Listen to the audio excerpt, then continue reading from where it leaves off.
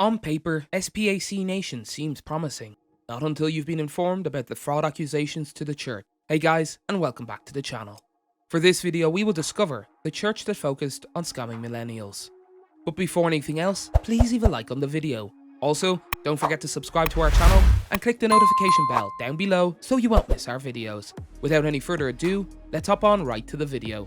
The goal of the Croydon-based youth church was to enable its members to focus their lives around a positive force, and to create a loving, modest and compassionate community. It offers accommodation for kids in need, and gives hope to a generation of young people, mostly black people, who want to be liberated from poverty. It is mostly made up of ex-gang members. SPAC Nation, on the other hand, has become a threat to London, using religion to establish itself as the moral authority over people's lives, while enabling renegade pastors to operate with impunity.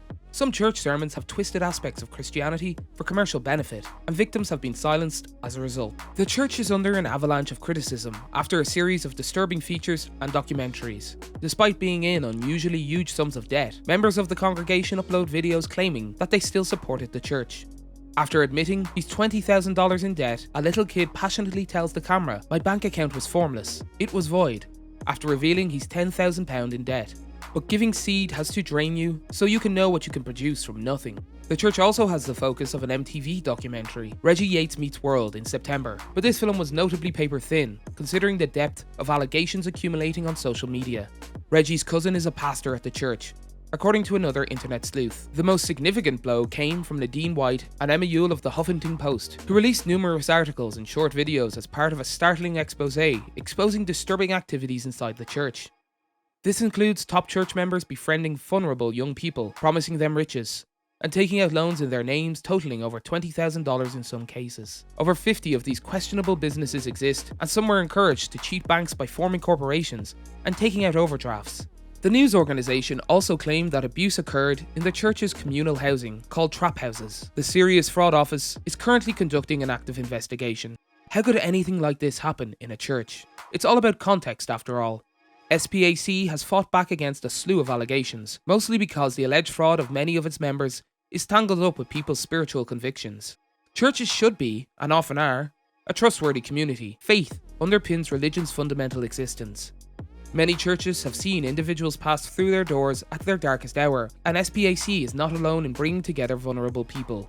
I've heard people's stories of being poor, caught up in crime, trying to find their way out of forced sex work, addiction, abuse, and more as I've grown up coming to church. Pastors may serve as marital counsellors, family therapists, mentors, and even offer homeless shelter and food. Finding a community of people to assist you in your time of need is critical. And the belief in God, of course, is what connects church groups in their activity and friendship. All of this is used by the scammers inside SPAC's ranks. It's normal for churches to have collection plates or ask churchgoers to tithe, but when a group of young people takes out loans to donate hundreds of pounds in seed money, other members of the congregation must speak out. There are videos on the internet of individuals teaching that God owned the earth, money, and that you, too, must begin your spiritual path in debt. It's absolutely wicked to lead people to believe that this is what Christianity involves. And it has to be pointed out, whether you're an atheist, an SPAC Nation participant, or a concerned Christian. SPAC's narrative is a complicated mix of circumstances that have resulted in a lack of action on pressing issues. Because of the congregation's unusual makeup, young, black adolescents who are susceptible to crime and poverty, it garnered a lot of acclaim and a lot of scorn. People have expressed worries that if the manipulation occurred when children were present, there would have been greater media attention. True, SPAC may have helped some, but it also has the potential to harm others. Some churches go astray by cultivating a dutiful culture of quiet and unwillingness to challenge authority. And unfortunately, each member's inclination to only perceive or concentrate on the positive in the society.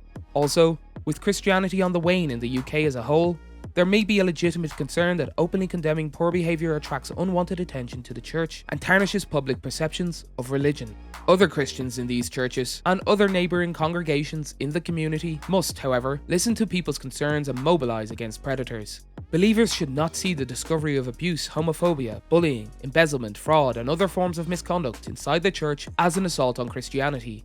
On the contrary, the SPAC congregation and beyond must encourage accusers in order to preserve the church free of the evils they pray against all the time. The most vulnerable kids, some of whom have already suffered trauma, must be safeguarded above all else.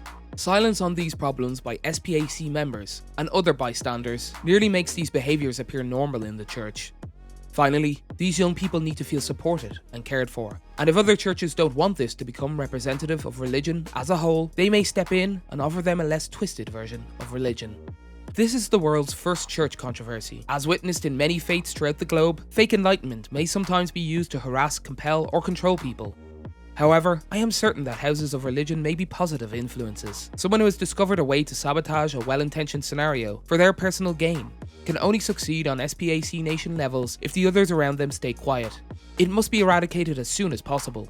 SPAC Nation's actions are a warning story about unchecked greed, not a winning case for atheism or evidence that criminals can't change. What are your thoughts on the issue? Let us know in the comment section below. That's it for today. If you guys enjoyed the video, make sure to hit that like button. Don't forget to subscribe and turn on that notification bell so you never miss out on any future content we'll produce for you guys. We're signing off now, but we'll be sure to catch you all in the next one.